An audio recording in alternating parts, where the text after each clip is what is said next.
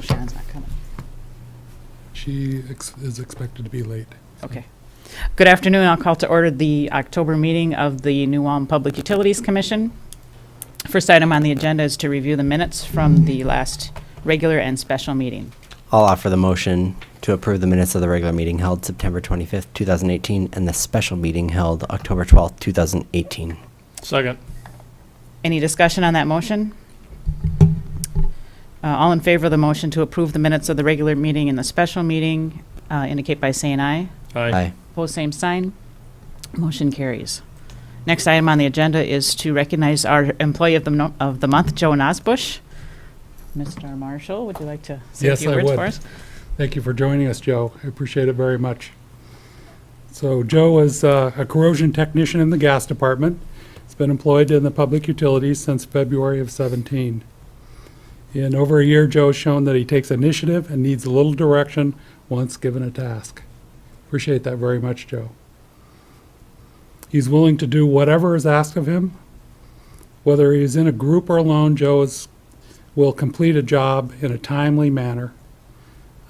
Recently, while leak detecting gas services, he noticed an old gas meter by a garage that looked obsolete. As it turns out, it wasn't. So, good call, good catch. The thing I'd like to close with is he's an active safety committee member, and he's willing to step up and identify safety issues where others may not have been willing to do that in the past. And he's taken on some active cut-resistant gloves that he's trying out. We have some more that are coming shortly. So appreciate your active involvement in safety. It's near and dear to my heart. Thank you for being our employee of the month. Good job.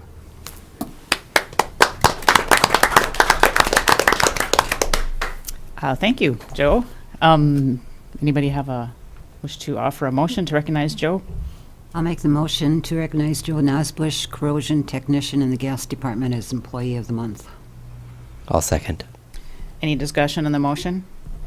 All in favor of recognizing Joe Nosbush as employee of the month indicate by saying aye. Aye. Opposed, same sign. Motion carried. Next is to consider the utilities director report. Thank you. I've abbreviated some parts of the report that will continue in continuous improvement efforts. We had 3 incidents. I'm calling them reportables for the purpose of this report. They're not OSHA reportables, but we did write a report and submit them to the state. We had an employee that was moving a file cabinet on an appliance cart and cut his finger on a jagged edge of the appliance cart. No medical treatment was required. We had another employee that was using a push and pulling action in a brush with the brush through cooler tubes, which resulted in lower back spasms and tightness. Apparently he was using a technique that used his back to move the brush up and down, and we worked with him to change to using his legs as a strength element. The third item is an employee unpacking a valve, used a utility knife to cut packaging. So he did receive a cut on his finger. It was covered with a Band-Aid. There were no stitches required, no lost time in any of these incidents. And we worked with him or suggested that he use diagonal cutters to help unpack a valve in the future. So we're continuing to work on inspiring folks to great safety performance. For operations, we installed in the water steam area, we installed 2 services, completed 211 locates. In natural gas, we installed 15 services and completed 244 locates. In electric, we installed 13 services and completed 188 locates. Service calls, water, and the steam department, we had 11 service calls, natural gas 13, and electric 7. I'd like to touch on a couple of other things in the report. I'd like to go to what would be labeled page 12, if it did have a number on it. It's after page 11. And we're using a grading system on the monthly performance. This is budget to actual, so it's the absolute value of budget to actual. It's a chart that's got color in it. Looks like this. The other way. Excellent.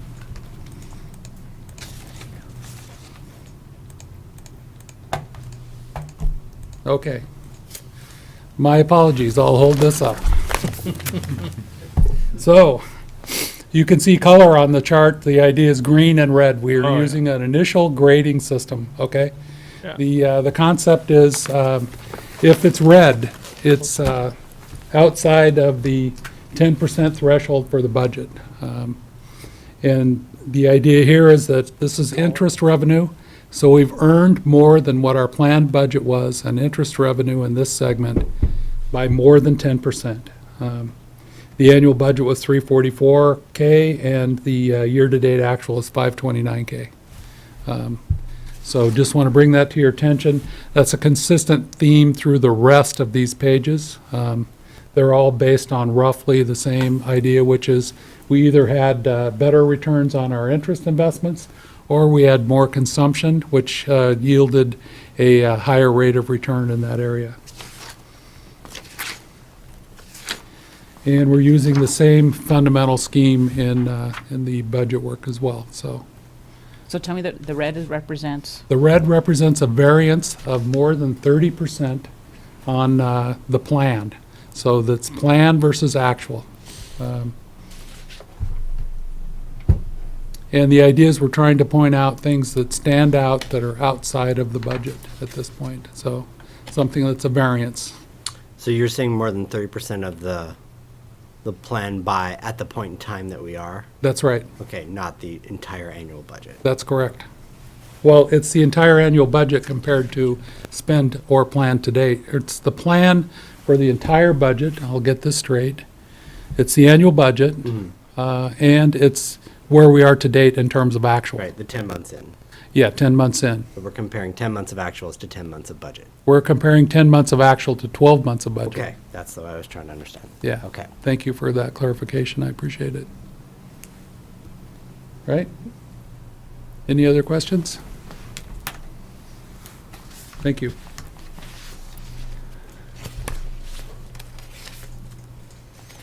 I'll move to receive and order filed the report regarding the monthly utility operations. I'll second. any discussion on the motion? All in favor of receiving an order, the motion to receive and order filed the report regarding monthly utility operations indicate by saying aye. Aye. Opposed, same sign. Motion carried. Next, Derek Nelson will present a report regarding Public Power Week. Good evening, Commissioners. President Heine, Derek Nelson, Energy Services Representative. Public Power Week, as you know, is celebrated by over 2,000 other public utilities in the United States.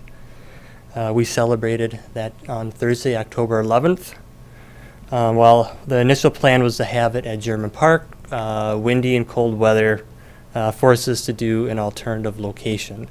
And that location was the Electrical Distribution Department building, which is located right behind German Park. While this does not seem like an ideal location to hold the event, it actually served as a very adequate location. It can handle large crowds.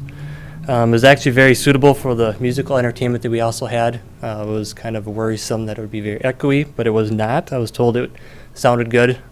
It was also nice to, to showcase a building of ours that the general public really isn't allowed to see much. There's no reason for them to go into it, so it's nice for them to see some other things that we have to offer. It's estimated that we had over 300 people attend our event. It was really hard to try to distinguish how many people actually came. We did have some mums that were donated from Cashwise that people could sign up for. We had 126 people sign up for that, but we had quite a few more people than that. We had lots of compliments on the band, our building. We had a large assortment of different customers, different ages. People brought their infants and toddlers to, of course, our elderly customers came and enjoyed the free food and band. I'm sure we would have had a much larger crowd if the weather would have cooperated. I believe we had a much larger crowd, to be honest. And with that consideration of having it in the park and a larger crowd, we ordered food and supplies, condiments for that larger crowd. So we did have leftover food, but we were able to return much of that and get refunded for that. And we did donate some food to the food shelf that they accepted. So that was nice to be able to give back a little bit to the community, the things we couldn't return for refund. So I just would like to say thank you to the commissioners, Shaughness, Heine, and Swan, who took time and volunteered their time. The other public utility employees that came and worked the event, and then of course Cashwise and Hy-Vee that donated some food, and Hermel, A.H. Hermel, who gave us a discount on our food and condiments. So I think it went fairly well considering. So any questions? Did you eat all those hot dogs? There's still some left in the freezer, and they went. The ones that were already grilled went within three days. I think they were gone. Yeah. I'll offer the motion to receive and order filed the summary report regarding the 2018 Public Power Week event. Second. Great. Thank you. Any discussion on the motion?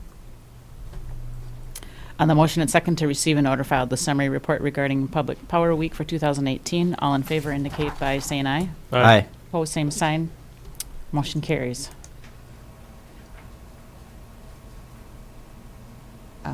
Next up is Mr. Berg to discuss the rate study that he's completed. So Mr. Berg is joining us. He has a great deal of expertise in rate studies, a lot of background in working with nearby utilities as well. We're happy to have him joining us and helping us understand the rate environment a bit better. I think there were a couple of questions that were lead-ins about one of the reports on electric. One question was about the percentage of losses for the system. The general idea there is that we have components that use electricity but we don't bill for. Station power is an example. Transmission system loss is another example. Substation system losses, that would be the losses of the transformer primarily. So is that a normal type of industry number? Yes. Okay. Mr. Berg has further information. Be more than happy to, Yeah, there's always losses across the system. You know how if you hold an electric cord in your hand, it sometimes can be warm? You know, if Only you, once. well, the reason it's warm is because as electricity flows through transformers, through metal lines, that warmth is actually losses. There's energy around that. And so the reason that it's warm is because you're losing a little bit of the energy as it flows through those components. You know, if you think about the term of resistance of a conductor, to push through that resistance actually takes energy, and that escapes in warmth. Yeah, I And was so just- those are the losses. It's not it's not people getting free electricity. It's not electricity being stolen. It's quite frankly the difference between what's delivered at the edge of town and then what is actually sold to your customers. And you're right in a bandwidth, and quite frankly towards the low end of the bandwidth of what you would normally see for losses of a utility like this. Okay.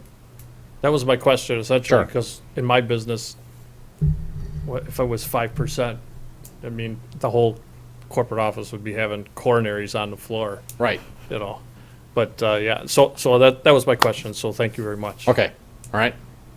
And I think there was one other question relative to subsidy, but we'll be examining that as we go through the reports. Okay. Okay. All right, all set? Also, Okay. So yes, I'm Dave Berg. Maybe just a touch of background on me. I am now I'm a sole practitioner consultant, and since engineers have no creativity, I go by Dave Berg Consulting. I've actually been on my own now for 6 years in a week. It'll be my 6-year anniversary of being on my own. I used to be with a firm called R.W. Beck, which became SAIC. This is actually, Chris and I were talking, I think it's my fourth go-around with you folks on rates. It's just that it's the first time that I've worked with you while I've been on my own. I've got almost 35 years of experience, and about 95% of what I do is rates for electric and water and gas and steam and wastewater utilities. So I live and work out of my home in the Twin Cities. I've been there for over 30 years now, and happy to again be of service to you. So what we're going to do is take these one at a time. So I'm going to start with the electric. And basically what I'd like to do is just walk you through the report and just hit a few of the highlighted tables of the report. And I would encourage you that if you have questions that you go ahead and ask me as we are going through. If there's a particular question that you have when we're talking about a particular issue relative to the rates, I think that would be the appropriate time to address those questions. So when we look at rates, there's really two aspects that are critical when we think about how much rates should be for different kinds of customers. One is obviously rates are the price tag that you're putting on the product that you sell. And from the utilities perspective, they need to be a sort of a successful ongoing financial venture. And so that rates need to be high enough to pay the bills. That's sort of the obvious thing. The other thing is what we look at is relative to what we call cost of service, which oftentimes cost of service is called both a science and an art, relative to talking about and examining by different class of customers how much of the cost of the utility is due to serving those customers, which you can then compare to how much of the revenue that you receive from them. There's a lot of different ways to look at cost of service. It can be a relatively controversial issue at times. When you look at what we call regulated utilities like Xcel, when they have a rate case, the battles are about cost of service, and they take months with all kinds of testimony by experts and by staff from the utility and interveners who get involved. So there's a lot of issues around cost of service, but we're going to be looking at the cost of service results. So basically, need for revenue and allocated cost of service are two of the things that go into ultimately the recommendations that I have around rates, particularly within electric. So when you look at the electric report, where I'd like to start is in section 2, which is about the fourth page going in. So in section 2, what we're examining is what the operating results of the electric utility would look like going forward if no adjustment were made in the rates. So this is in order to examine what kind of additional revenues may or may not be needed from rates. So what we've done is we've done a test period through the end of 2022, looking at what would the financial results of the utility look like given the assumptions in the analysis if rates did not change. And a couple of things, if you look on page 3 of section 2, there's table 2-1. This shows, and I think this is where the question of the losses came from, because this shows that 5.45%, which is essentially the difference between the metered sales of about 198 million kilowatt hours and really the total requirements between what's generated locally as well as what's purchased. I think one of the things when you look at your sources of energy, you've got an interesting mix of sources. One, you have a contract with Heartland Consumer Power District, which is shown as HCPD. You also have a contract with them for wind resources, and you can see you're getting 39 million kilowatt hours from wind, which is a fairly significant share of your overall requirements. You also have a small allocation. It's called the Western Area Power Administration, shown as WAPA, which is basically the federally owned dams, for instance, on the Missouri River.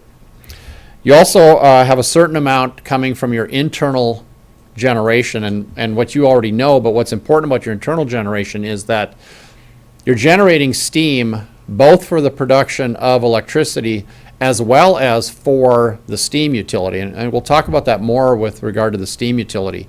But there's some things that you have to sort of consider relative to how those costs are allocated as well. And then you buy a lot of energy from what we call the market.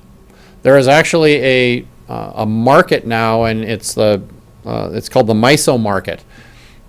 And you're actually, because you have internal generation with capacity to generate, even though you're not generating that many kilowatt hours, there's real value there because you're able to buy in the market. And right now, market prices, and for some time now, have been very attractive. And there's a couple of reasons for that. One is because natural gas prices have stayed very low.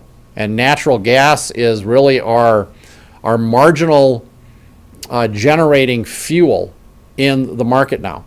And so that's where the market gets set. So a lot of that has to do with the price of natural gas.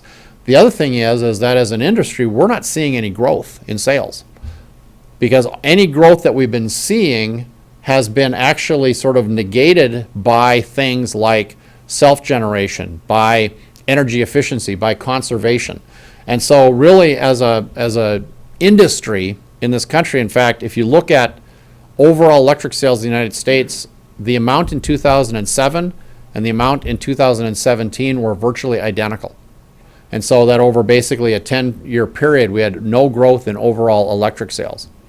Now, and in fact, we have done, our projection going forward through our study period is that we've projected no growth for the local utility. And most of the clients that I work with, and I work all over the country, that's pretty standard, that most utilities are not expecting much in the way of growth going forward. Now, relative to your various sources, if you look in Table 2-2, you can see that what we've done is we've assumed that for 2019, most of these, we aren't going to see an increase expected in the costs. Well, we put in a slight increase relative to the market cost, and then we basically have looked at about a 2% annual increase in everything except for the internal generation. So right now we're anticipating that that fuel costs will stay basically flat going forward. Now, of course, that can all change, but that's what we're including in the analysis. Going to the next page, one of the things about the way that your rates work and the way most utilities' rates work is that you have an adjustment, you have an energy acquisition adjustment clause. So if we're missing the mark relative to those wholesale power and fuel prices, that will automatically adjust up or down depending upon how those prices change. It's very common. One of the things that's important for New Ulm is that you have actually artificially kept that rate lower than it should have been in the past.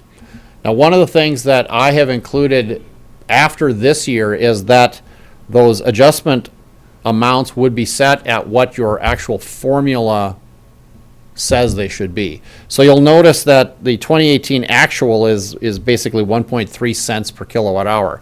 That is actually lower than it should have been, but it's a conscious decision that you made in order to try to keep rates lower. However, what has happened is that has basically been eating into your bottom line because you're not passing through all of the costs for wholesale power and for fuel that the utility has been incurring. So what we've got in the analysis for 19 through 22 is given what's in the analysis, what those numbers should be.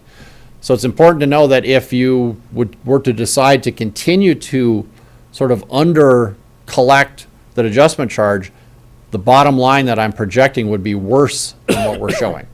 So that's an important aspect of the analysis to understand. Now, if you go to page 5 and table 2-4, this shows the capital improvements, and this came from the staff. You'll notice that the numbers in 19 and 20 are much higher than the other years, where we've got about 5.3 million and about 7.5 million. So there's some fairly significant capital improvements that may be needed in the electric utility. The exact timing of that, there are some things that could impact, they could be delayed. It's something that I know that your utility management will be examining on a continuous basis Now, what we have assumed in this study, because of those 2 high years of capital, we have a $7 million bond issue assumed within this analysis, that a portion of these sort of higher than average, if you will, capital improvements would actually be bonded about $7 million worth. And that's important, it will show in the specific results, but that's important as well. That the rest of the capital improvements would be funded from basically cash flow of the utility, primarily from, you fund depreciation as an expense, but of course it's a non-cash expense. You don't actually write a check to anybody for depreciation, and those dollars can be utilized along with the margin, the bottom line of the utility, to help pay for capital improvements as well. But we do have a $7 million bond issue assumed next year relative to this level of capital improvements. So if we go to page 6 in table 2-5, this is a summary of the operating results going forward. Now you'll notice on the operating revenues that I mentioned that we don't have any growth in sales, but you'll notice that the revenues are increasing somewhat. This is because of the increased wholesale power and fuel costs, and then running through the adjustment clause, so that, you know, the, if you will, rates sort of automatically go up a little bit because of increases in those costs. If those increases don't actually happen, they won't. If they go up more than we expect, then it would, you know, it would need to go up more than what is being shown. We then have the operating expenses. There are some non-operating revenue and some connection fee revenue. Basically shows our overall change in net position, which we're projecting for next year about 3.5% of revenue, and then it sort of goes down over time. You'll notice that it actually gets better from 18 to 19, even though in this analysis I'm saying we don't have a rate change, because in the assumption is that that underselling of the adjustment clause is under the assumption that it is fixed in 19. And so that's why we see this uptick in the operating results, even though there is an assumption of what you would call a, quote, rate increase. There is a slight bill increase because of getting the EAA to where it should be.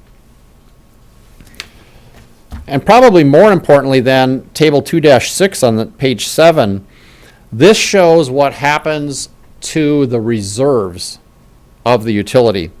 And so we've got the beginning of year reserve of about 5.9 million at the beginning of this year.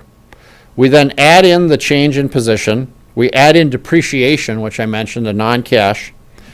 We then you have some existing principal payments on some bonds.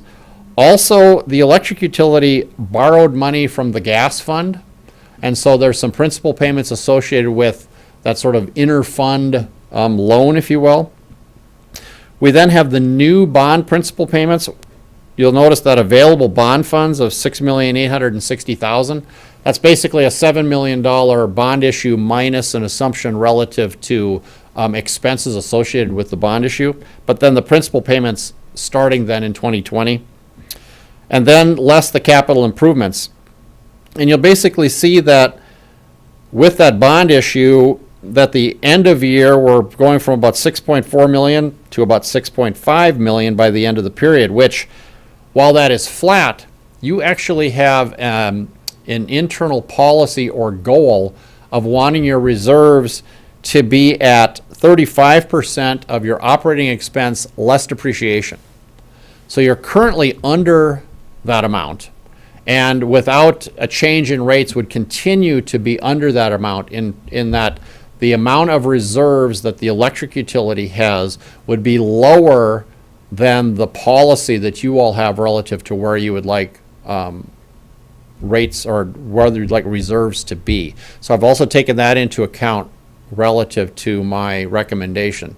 Maybe I should see, before I move into cost of service, if I've got any questions then about this analysis. Rod? The target reserve percentage is typically 35%, as I understand it, and that's intended to protect our bond rating.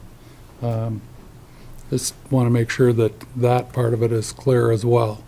So these show predictions of being under that 35%. But isn't that 35% number significantly greater, well, for the overall utility, we're way above wherever that level is for that bond rating? That's correct. If you look at the entire utility, we're at a higher percentage. The goal, though, is to have each utility to stand on its own, mainly because there's other capital projects within other funds that that cash could be used for.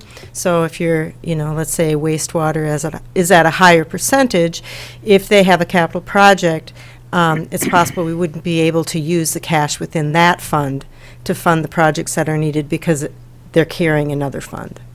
And in fact, when we talk about the steam utility next, you'll see that we're sort of taking advantage of the fact that the steam utility, and the revenue level is much lower in the steam utility than with the electric, but we're taking advantage of the fact that its reserves are well above that 35, and we're going to allow, that to get eaten into. And obviously, you took advantage as well, just looking at this, in that the gas fund had excess funds and made a loan to the electric department. Thank you. Other questions here? Okay. So the next thing, and there's more detail. Those were summary. The small print at the end of the section is a detail of the operating results presentation. So then section 3 is our cost of service analysis.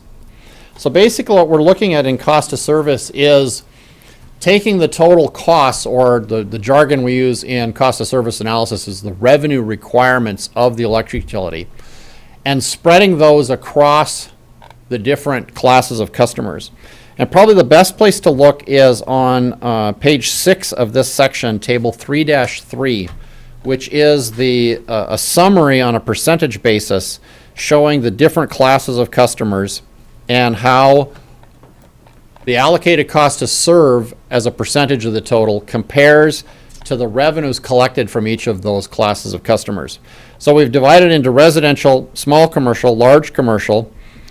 You actually only have a single industrial class, but for purposes of the cost of service, we actually divided it in two, where we've sort of artificially created this large industrial class, which is the two really big customers, with then the remaining industrial customers shown in the industrial class. And then you've got you actually have two classes, the municipal class, which is sales to the city, as well as a PUC class, which is sort of sales to themselves within the utility. And so when you look at these, you can see how the percentage of cost to serve compares to the percentage of revenues received.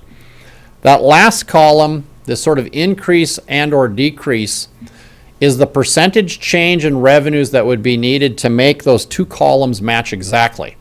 It would not result in a total additional revenue, because what you'd see is that, for instance, residential, if it went up 3.4%, commercial went up 10%, then large commercial down 1.1, and so on. Now, when you look at those, there's a couple of things within cost of service. One is, because of the art aspect of cost of service and the way the analysis works, no utility has the answer where that's zeros up and down the line on the right column.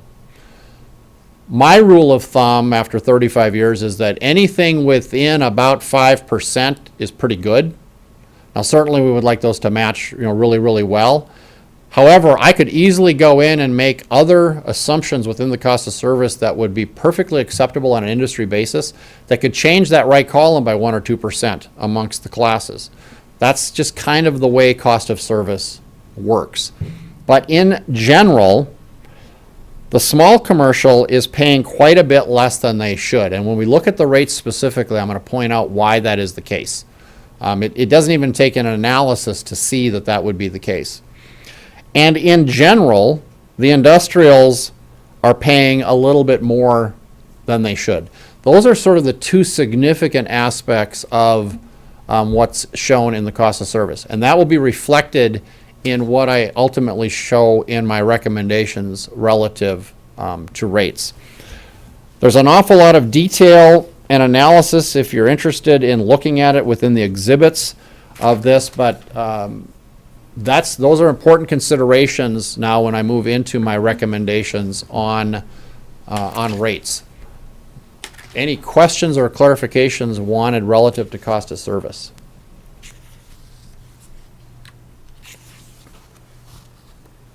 Can you just maybe give a little more explanation on how you determine cost of service? Is it Sure. like an activity-based costing methodology, or? Let me explain how it works. Yeah, just the 10,000 foot. Well, I'll go to about 3,000. That's, Okay. Because I just finished the 10,000. okay. Give me 3. So when we are looking at cost of service, the steps that we take are, so the first thing that we do is what we call is we unbundle the costs. So you incur costs in different areas. So for instance, there is generation and wholesale power. That's one bundle, one bucket. There's transmission, there's distribution, which is the local system, and there are customer-related costs. You have, on a customer basis, you have both sort of what you would call customer service. You read meters, you send bills, you deal with inquiries from customers. There's also a physical aspect to customers. Every customer needs a meter. Every customer needs a service drop. Every customer needs a transformer. So those are all customer related. So the costs are unbundled, is what we refer to, into these different buckets. So wholesale power generation, transmission, distribution, customer related. Then what we do is we classify the costs within each of those areas. And essentially there are demand-related costs associated with the maximum demand. A perfect example is how much generation capacity you need. That's a demand-related function. How large the transformers are in your substations. That's a demand-related function. So those are kind of costs are allocated to different groups based on their estimated demands on the system. We also then have energy-related costs, predominantly fuel and the energy portion of purchase power. All of those purchases you make from the MISO market are based on energy. Those are energy-related costs. What you're buying from Heartland and from Western Area Power Administration, a certain portion of those bills are energy-related. So those are energy-related costs. We also have classified customer-related costs. Associated with just being a customer on the system, there is a cost, even if you don't use any energy. I've put in a meter, I've put in a service drop, I've put in a transformer, I read your meter, I send you a bill, I answer the phone when you call. Those are all costs associated with just being a customer that have absolutely no connection to how much you use. So within each of the functions, with those classified costs, we then allocate the costs. Demand costs are allocated based on demand. Energy costs are allocated based on energy. Customer costs are based on what's called a weighted customer basis. And so you're sort of slicing and dicing all of the revenue requirements and then ultimately allocating them to different kinds of customers, which is why, for instance, a large industrial customer who has a very continuous load, the average cost to serve on a per kilowatt hour basis is very different than a small customer who uses very little energy but still puts a demand on the system. And so what we're doing is by examining it in all these ways, we're able to quantify what those differences are, which then help us with regard to where we go in rate design. How's that? That's great. Okay. I'd call that activity-based costing. Okay. Then if that's fine with me. Thank you. And if you're really interested, I teach a 4-day course on this. So, Well, if you're really interested, I teach a full semester course on it. Thank you. Sorry. What if we're not? then you're done. Then you now know all you need to know. We choose another. So let's move into proposed rates, which is in section 4 of the report. What I'm going to do is, all right, what I am recommending relative to the electric rates is a 2% increase overall. It'll affect different customers in different ways, but an overall 2% rate increase effective basically January 1 of 2019. And what goes hand in hand with that is also, and I mentioned it before, but I think it's worth reiterating, is also a sort of a full use of the EAA as designed. Now, in order to explain the rate increases, what I'm going to do is actually jump to the end of this section. There is a Exhibit 4-A. The easiest way is to show the numbers, I think. So, Exhibit 4-A, which is about the third to the last page, what this shows is the existing rates and the proposed rates for each of the classes of customers, and ultimately what the increase is for those customers.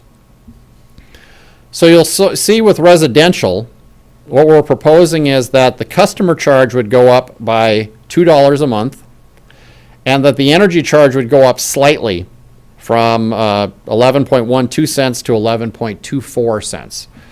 What that is an overall increase to the residential class of 3.2%.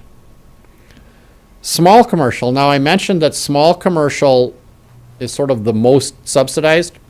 When you look at that small commercial rate, now while they have a $14 customer charge, which is twice what the residential customer charge is, but that energy rate of 9.96 cents is quite a bit less than the residential energy rate. And right off the bat, when I looked at this, I could tell that that was probably where the larger increase was going to be necessary, was with the small commercial, because that differential between a small commercial rate and a residential rate is far higher than what can be justified.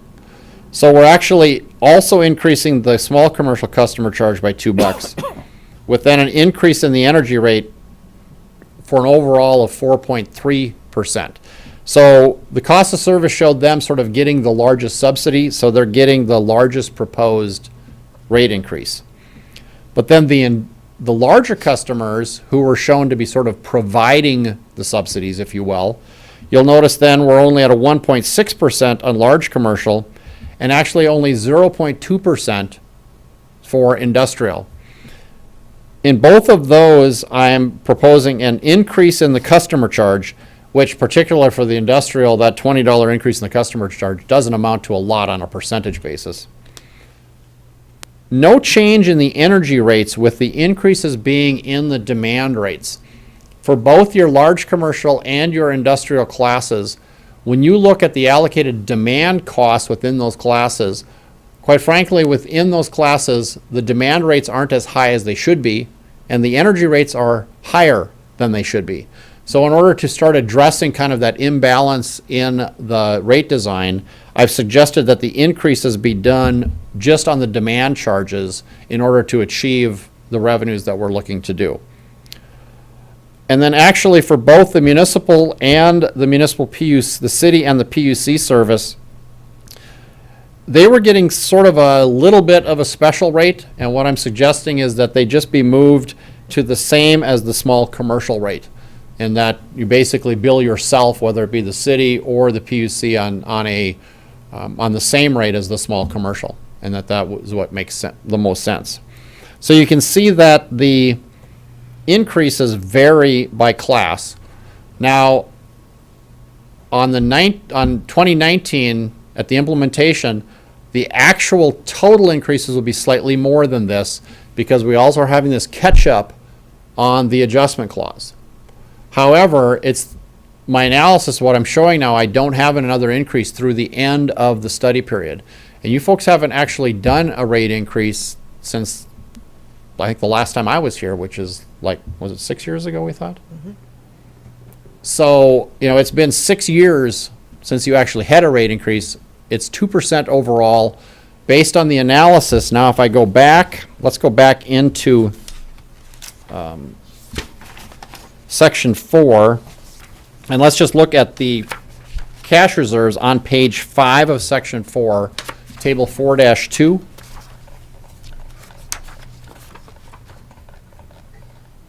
So now with this 2% increase in 2019, and now I don't have any additional increases after that in the analysis, staying at that level, now it shows that by the end of the study period, getting back to that 35% goal of reserves as a measure against operating expenses less depreciation.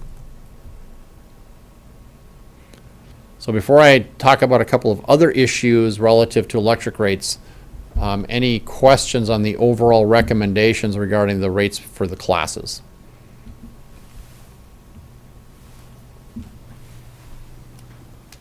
Okay. So the next thing on page 6, there's a couple of additional items I'd like to address. For your larger customers, and this is industry standard, your rates actually include something that's called a power factor adjustment. I'm not going to get into a long technical dissertation about what power factor is, but let me just say that a lot of customers, they have a lower power factor as measured on a percentage basis. Almost every electric utility has what's called a power factor penalty, where because of that, their bill actually goes up. Because you, as a wholesale customer and as a member of the overall utility industry, have an obligation to keep your power factor up. If you apply the penalty which is in your rates, which you actually have not been applying, it helps you to pay for the fixes that you need to make as a utility to keep your utility power factor where it needs to be. The other thing is you give an incentive to customers to actually spend money themselves to fix it. It's interesting, I'm actually on the council at my church. We just had an energy evaluation done, and we are going to be installing capacitors at our church to fix the power factor penalty that we've been getting from Xcel Energy, because it's cheaper for us to fix it than to continue paying the penalty. Now, right now, your power factor penalty is based on what's called a 90% lagging power factor, where actually your requirement is that you need to be at is 95%. So I'm suggesting that you need to start implementing your power factor penalty. You should actually raise it from 90 to 95%. However, you shouldn't bill all of it at once, because it'll be a little bit of a sting for some of your customers. And what you really need to do is phase it in over time. You also need to meet with these customers to explain to them that it's always been there. They've actually been getting a break by you're not actually utilizing that clause. You're one of the only utilities I've worked with in a long time who actually doesn't actually use their power factor penalty. It is industry norm in every sense of the word. But you can start at a lower threshold and move up over time and help these customers understand that they can make an investment in capacitors at their facility in order to then avoid this penalty as it starts to roll out. So does the New Ulm Public Utility incur that penalty with its energy suppliers right now? Well, you actually have a requirement to be there, so you actually are probably have been doing things technically to meet you probably have installed capacitors yourself on your system. I don't know, I really haven't heard much about it. There are capacitors I know we're not billing installed for it. in the system. Yeah, I think this was about 2-3 years ago, and we were talking, I think it was a major employer in town. The decision was it's cheaper for the city or the PUC to install the capacitors than if every individual business did it. And that was just a decision that was made, I want to say in the last 5 years. You remember that, Chris, at all? So what is the Yes. town power factor okay or not okay currently as we're sitting here? It's okay on the system, but some of our customers are not meeting it. Right. Right. Our system itself to Excel, we're meeting what they require. Right. But within the rates, there's a power factor Yeah. that we expect our customers to reach. We haven't enforced that part. Well, because, we have a blend of businesses and, customers in town. And so when you blend everybody together, as long as we're not all hitting the on switch at 6 a.m. in the morning, we're okay overall with the mix that we have. And so, Well, power factor is not an instantaneous thing, like demand is. yeah. The point is that well, a lot of times utilities spend the money. What they do by actually utilizing the power factor penalty is have the people who are most contributing to the need for that money to help pay for it. It's actually sort of a direct cost of service base, because if you don't use the power factor penalty, then everybody has to pay higher rates to then pay for that, even though some of the customers aren't necessarily causing the power factor to be lower than what you would want it to be. Well, I would assume the industrial guys are probably the bigger culprits in the power factor argument, just because they use a lot more. But they also paid we'll call it the subsidy to other rate users in the New Ulm area. Right. Which I've addressed in my recommendation on the rates. Do our bigger customers know what their power factors are? No. No, I don't think any of that information has been put out there yet. And I think that's why you have to start progressively, roll it out slowly. Most of the loads where there's a deviation in the power factor is an inductive load or a motor load. No business classically adds capacitive load to the system, which would cause the inductive load to be canceled and bring the power factor up. So it's usually a successive group of folks adding inductive load. Capacitive reactance or adding capacitors to the system typically works to help bring that back in line, but it does take an active management of that process to do it. So it's not straightforward, but can be done. There are capacitors installed in at least one station, but that affects the local area. It doesn't necessarily go for the entire system across the entire city. Usually you look at where the power factor is low, try to compensate for it there on the spot, and then it improves the overall performance of the system. So lower power factor means that the losses on the system are greater, essentially. Right.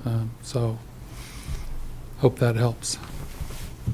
And which is part of why my recommendation is that it not all be implemented, boom, that you start having conversations with the customers and that you phase it in over time and you sort of let them know what's going on here. But like I said, it's not unusual. It's one of the real standards in rates in the electric utility industry, quite frankly. The next item is a potential economic development rate. Now, the cost of service that we talked about in section 3 is what's called a fully embedded cost of service, basically looking at all of the costs.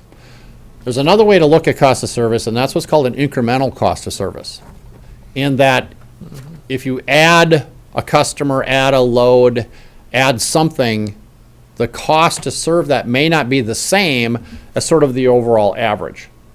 Now, part of the issue here is you actually have surplus capacity that you could utilize if you got a significantly new large customer in town, or if one of your industrial customers were to expand.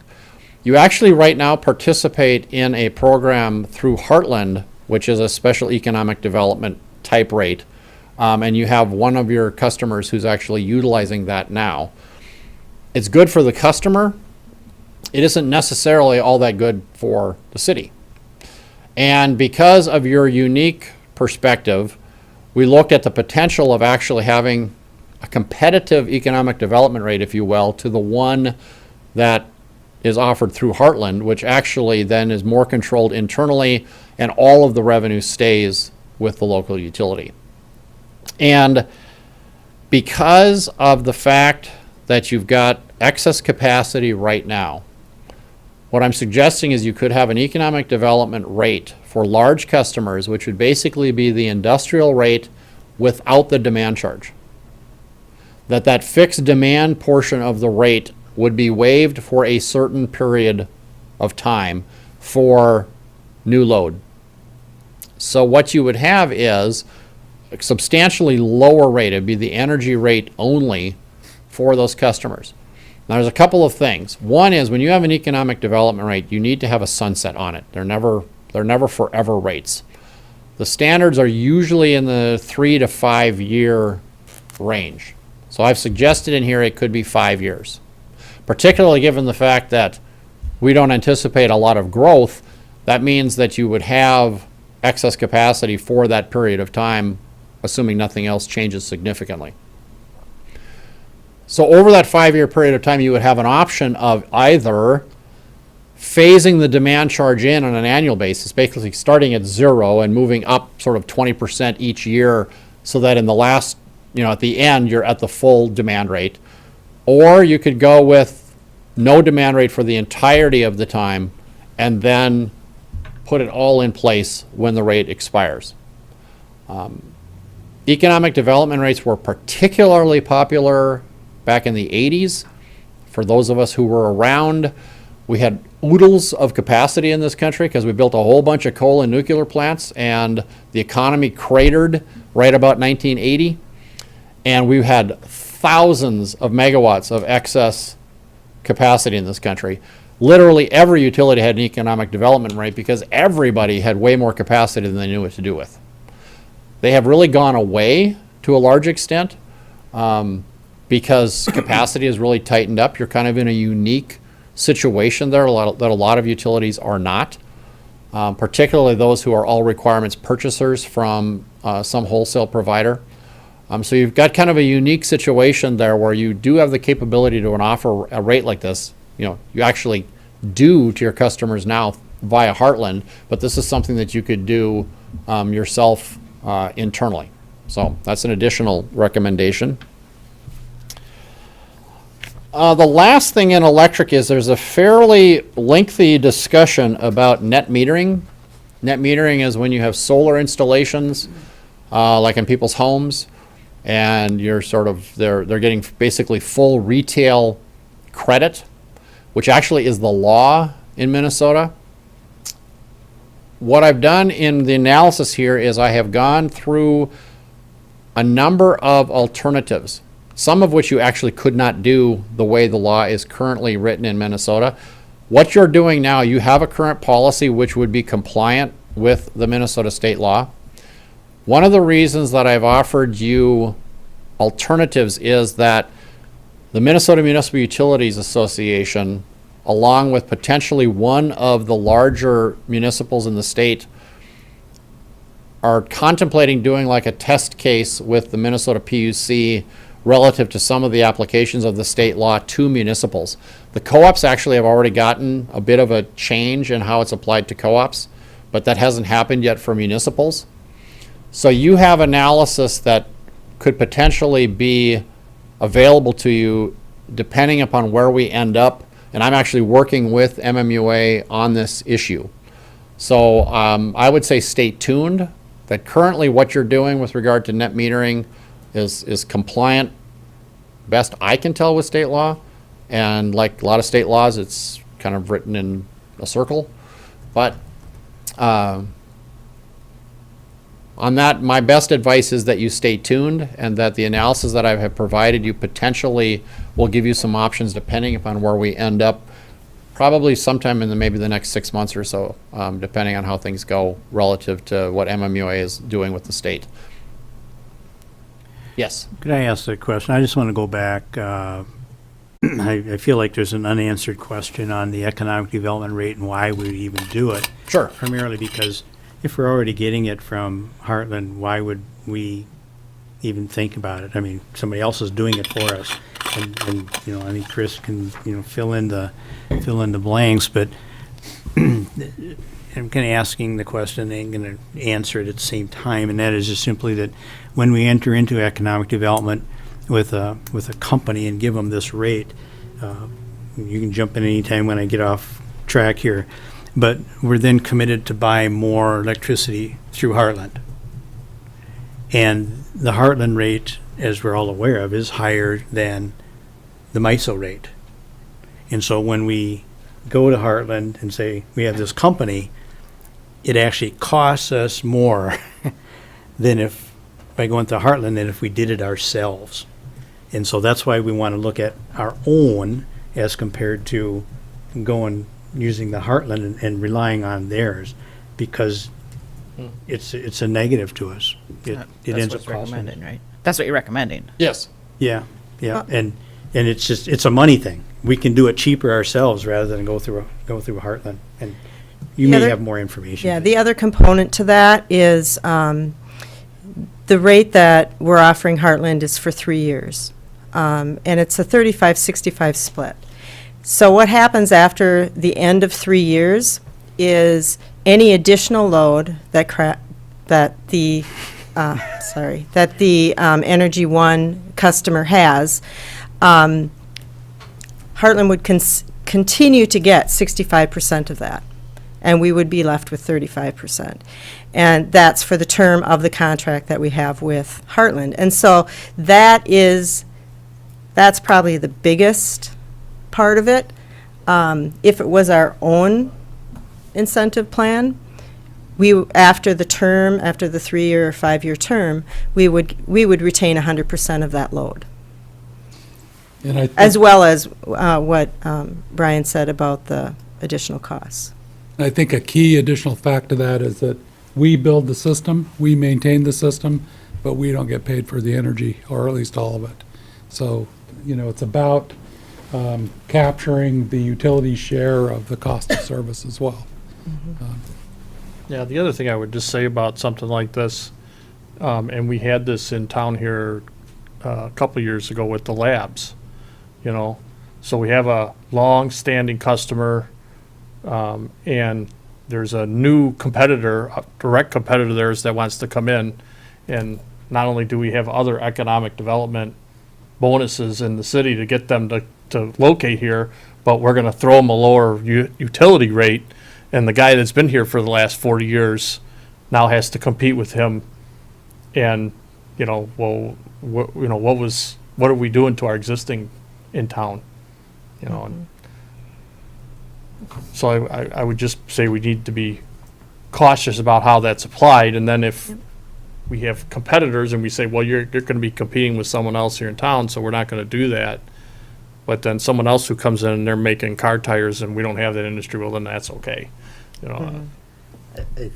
I can't speak to all the terms of the Heartland deal, but my understanding was it had to be a very significant load increase. For the Energy One incentive, it has to be over 1 megawatt load, additional load. There are some other smaller incentives that are offered by Heartland, that some of our smaller customers can. You would also want to have sort of a minimum amount as well, even on your own internal load. I mean, Right. if somebody builds a new house, you're not going to give them the economic incentive rate. If a new Dairy Queen is built, that's not an economic incentive rate, and they never have been over the course of my career of economic. They've always been for significant loads, and for a lot of communities, there's also not only a load requirement, also an employment kind of requirement. And an interesting aspect of that that's been debated places is data farms, which might be a 10 megawatt load and might have 9 employees because it's just a bank of computers which needs 1 or 2 people there at any given time, make sure they're all running. And so is that really, economic development or not? There's a big political aspect to economic development rates that only, any individual community or utility can sort of make a decision as to what's right for them. There's not really necessarily a playbook, or a formula that is universal relative to economic development rates. And quite frankly, a lot of places simply just don't have them anymore because they don't have the cost basis to provide them at all.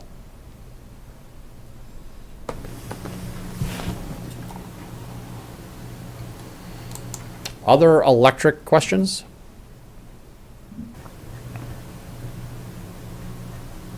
All right. Do you need to receive that before we move on to steam?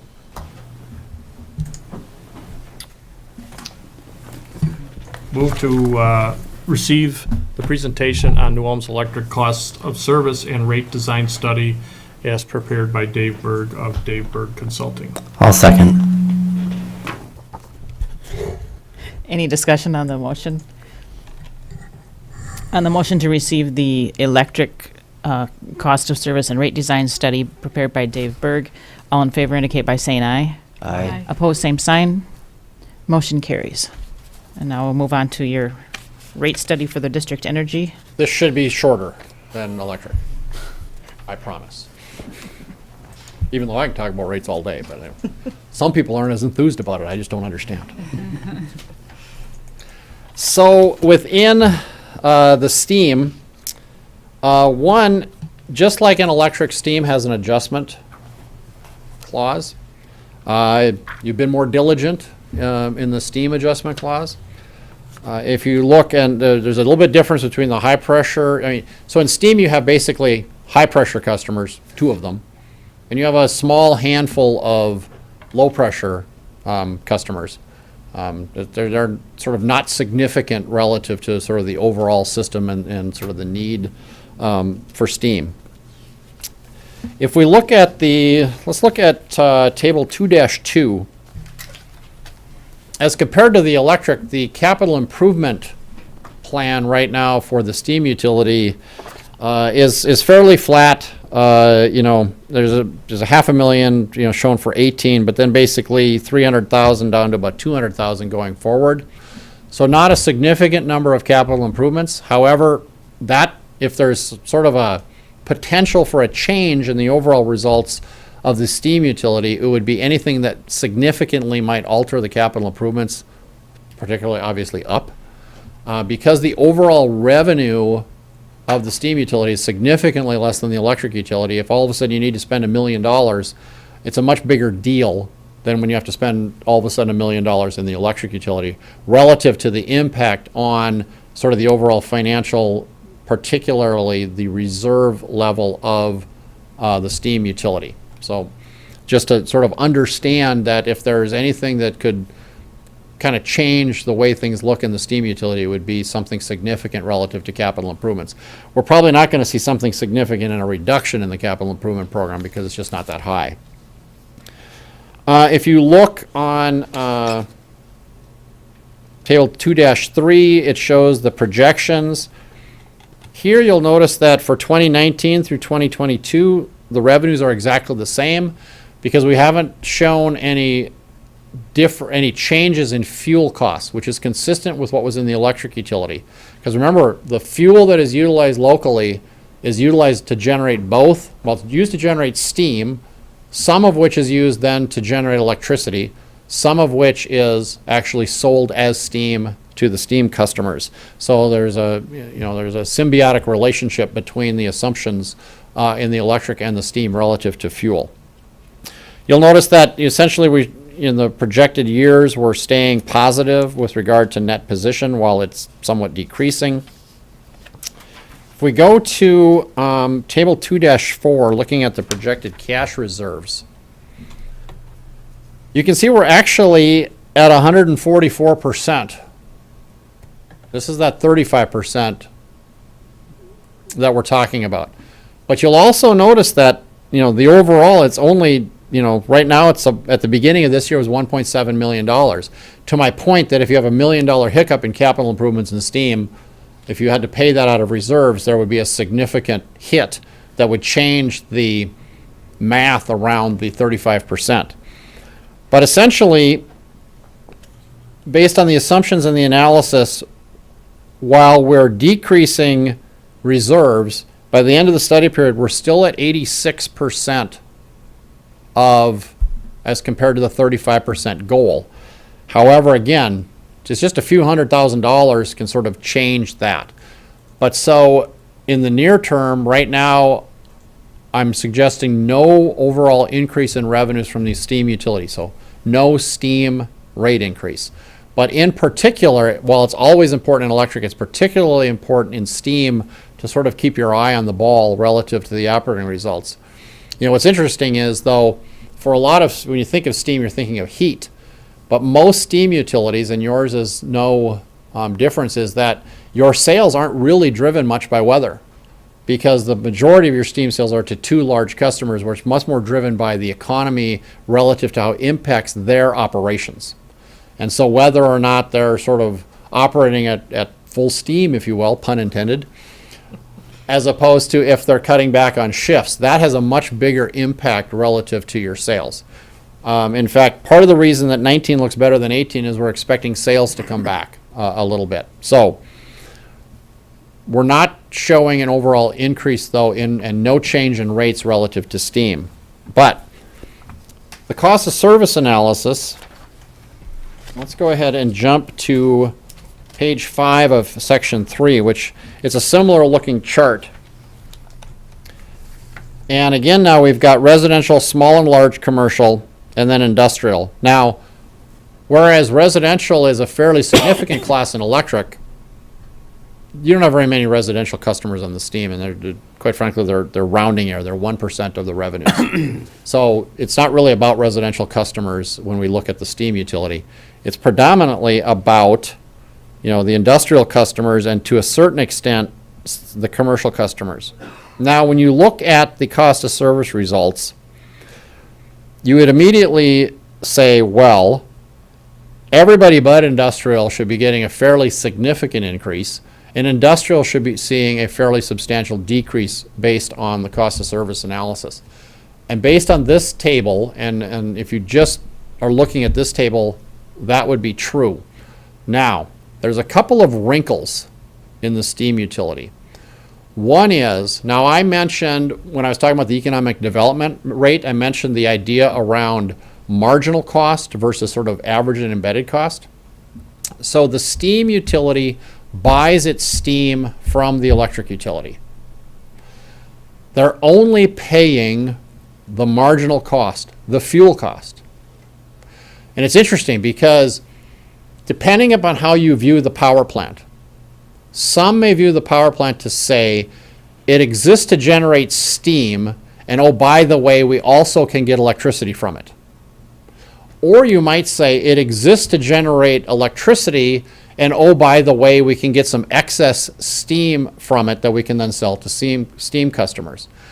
The current fiscal arrangement between the steam utility and the electric utility is under the assumption that the plant is there to generate electricity. And oh, by the way, we can also generate some extra steam that we're selling to the steam utilities.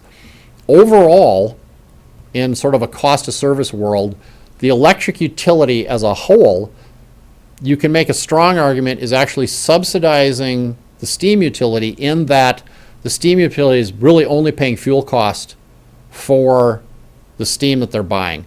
So that if we were to allocate them some of the plant cost, which on a fully allocated basis you would actually do, everybody's steam rates would end up going up because of that.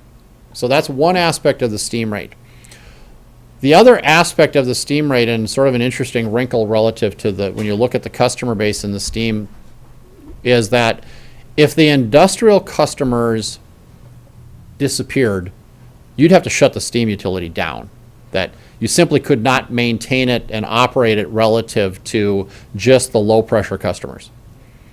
If the low pressure customers disappeared, you could still function and operate, and may still operate the steam utility. However, even though right now you would say they're providing a subsidy, the industrial rates would actually have to go up. In other words, the revenue loss from the smaller customers would exceed the cost savings.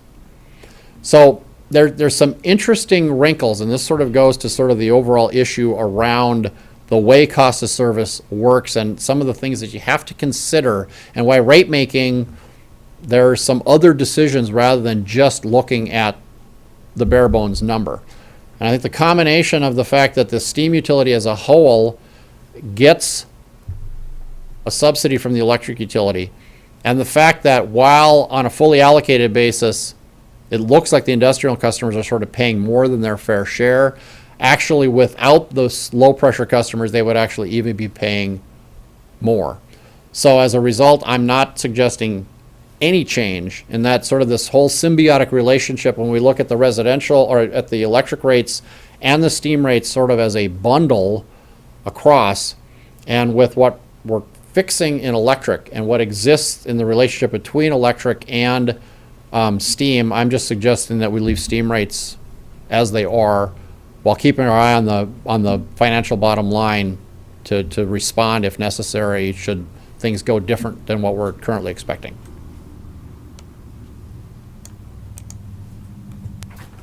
Steam questions.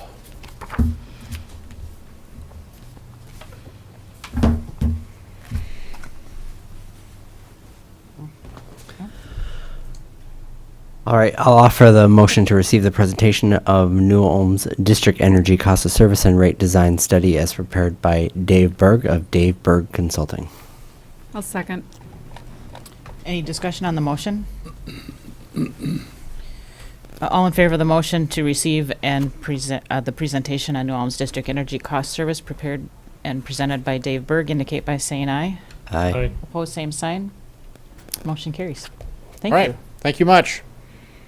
My mystery here is, I've known Chris for a lot longer than she cares to admit. What I'm trying to figure out is why I have aged so much more than her. Oh, jeez. Thank you. Make sure that's in the notes. Do we need to discuss our next step or what action we want to, is this something that we discuss at budget or is this something that we bring up at a later meeting? That budget I would recommend. Okay. Which brings us to the next agenda item. To review or to receive and order filed the preliminary 2019 budget. So a couple of comments on the budget. It is color graded. The idea is to allow a quick thumb through and analysis. Color grading is green, 0 to 10% variance from 2018 budget. So we're comparing 19 to 18. Yellow is 10% or 11% to 30%, and red is 30% or more of a variance from the 18 budget. So there's just a general idea about which things moved a lot, and it'll give you some idea about where you may want to ask questions. But of course, this is a very transparent process, and you can ask about anything that's in here.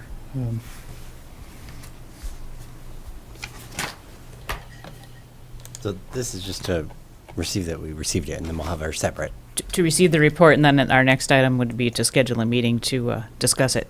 Okay, so I'll offer the motion to receive and order filed the preliminary 2019 budget for New Ulm Public Utilities. Second. Any discussion of the motion? All in favor of the motion to receive and order filed the preliminary 2019 budget indicate by saying aye. Aye. Aye. Opposed, same sign. The motion carries. And then, as we said, we need to schedule a time for us to meet with the department heads and review the budget. The tentative meeting time and date would be 2 p.m. Tuesday, November 27th, which is the date of our next regular meeting. Does that work for everybody? So that has a conflict for me. Oh, yeah, you always get here at 4:30, so. I have class until 3:15. So I would not be able to attend that meeting What was the date at again? that time. The 27th. 27th? 2 p.m. Tuesday, the 27th. So from my perspective, I could do Friday, or I could do first thing Monday or Wednesday. How's that It's work? not all about me though, so just, that's my schedule. Yeah, and Well, and you're, each of the commissioners brings different expertise to the commission, and yours happens to be finance, It does. right? So Yes. yeah, I will not be available from probably 9 to 3:30. on the 27th, Yeah. so 2 commissioners can't make that work. Can we think of other dates? Can we talk about that tonight, or do we need to? I suggest that we poll commissioners and their availability, and then schedule a meeting based on the availability. So should we just have a motion to schedule a meeting based on availability of commissioners? Do one of those fun polls that Yeah. we get to do now. Google something, Doodle polls. Yeah. doodle. Okay, So I'll offer the motion to complete a poll to determine an appropriate time for the vast majority of the commission for us to meet and review the 2019 budget for New Ulm Public Utilities. Second. all those in favor of that motion indicate by saying aye. Aye. Opposed, same sign. Motion carries. let's see, next is to consider declaring surplus property. In wastewater department, are you gonna, Yes, wastewater department, 2 items. Unit number 30 is the 2005 Chevrolet Silverado, and then a 1995 Boss Power V-Plow. Recommending those for surplus and disposition. I'll offer the motion to declare a wastewater truck and snowplow as surplus property and authorize disposition pursuant to the requirements of the city code and charter. Second. is there any discussion of the motion? All in favor of the motion to declare the 2005 Chevy Silverado and the 1995 Boss Power snowplow surplus property and authorize disposition pursuant to the requirements of the city code and charter, indicate by saying aye. Aye. Opposed, same sign. The motion carries. Rod, are you presenting the next item? Next also? item is disposition of information technology equipment. I can read the list of surplus computer and electronic equipment. I don't think that would be You don't, I don't think you need to. The commissioners have all received a written copy of the list, and there's a copy available in the, Okay, terrific. for the public. Thank you. Move to declare the computer and electronic equipment as surplus property and authorize disposition pursuant to the requirements of the city code and charter. I'll second. Any discussion? All in favor of the motion indicate by saying aye. Aye. Opposed, same sign. Motion carries. Next is a suggestion by Rod for us to meet as needed for study sessions. Do you want to Yes. share your thoughts? The general idea is that I want to provide background and information about the utility systems and infrastructure in a working group session. The general approach is find a time when we can meet, and whether it's a quorum or not, that's irrelevant, but the idea is that it'll be an open public meeting, have discussions about topics that you're interested in specifically, and make sure that we're available to support information and keep you informed about systems and processes. This would span, in my view, anything that's in the purview of the PUC. And more than happy to bring expertise to bear in any of those topics. It can break up into multiple sessions on the same topic, or, we can hold the topic and then whoever is interested can attend. And in terms of what we do and how we do it, my interest is if you have a topic you'd like to learn about, I want to facilitate that happening. That's what my interest is. Would we be able to go like through the electric and the electric report that we just got today? And Yes. just go through that? Yes, it's an open public meeting is the design, so, yeah, we could, and we can, ask any questions and delve as deeply in as you wish, so. So when you say open public meeting, you're saying that you intend to schedule these in compliance with the public open meetings law? Yes. I mean, it sounds like you're describing more of a work session. Work but you session, might as well comply with the requirements. precisely. Okay. Anyone have any thoughts on? No, I mean, are we truly thinking weekly, or are we thinking just as needed? I put it out there as weekly only so that we had a discussion point. It's as requested from my view. I mean, there may be folks that want to talk about specific topics. I want to make sure that we can schedule an open meeting and, invite people to that session as well. And if we need to repeat it, depending upon who is available to attend, I'm in support of that as well. It's about openness, candor, and transparency. You're talking about yourself meeting with us primarily, right? Well, others in support of whatever it is that we need to learn. Right, so it could be a great opportunity for the commissioners to hear from supervisors or others that might, if, Yes. particularly if they would like to, information, that would like to have the commissioners to hear directly from, not to put more of a burden Right. on our employees, but it's an offer to listen, to hear from people.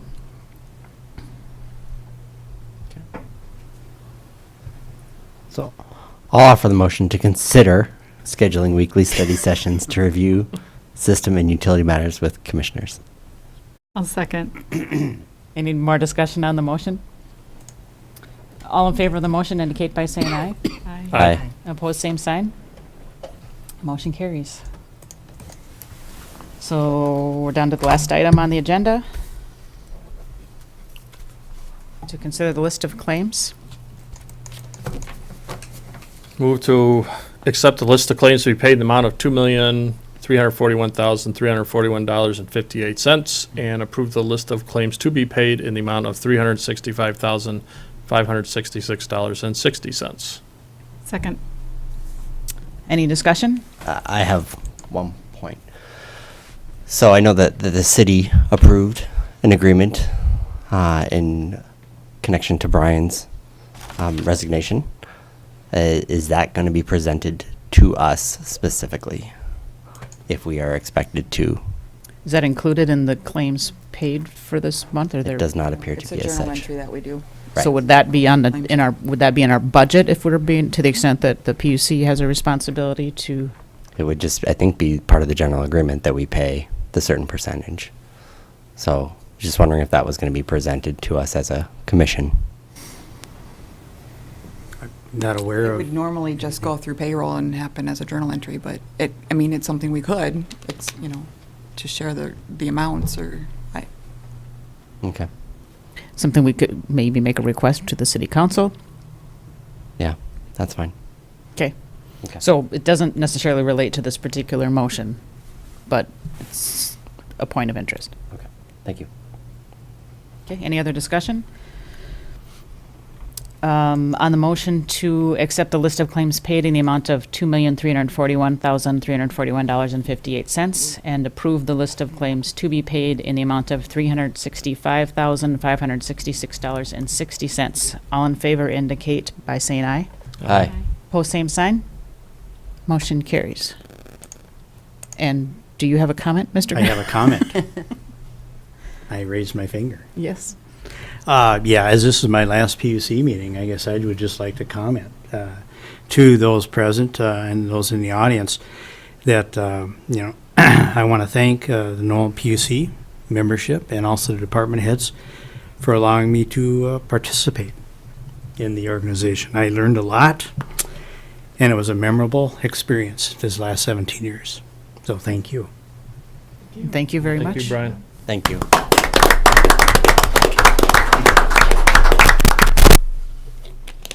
Okay, we are adjourned.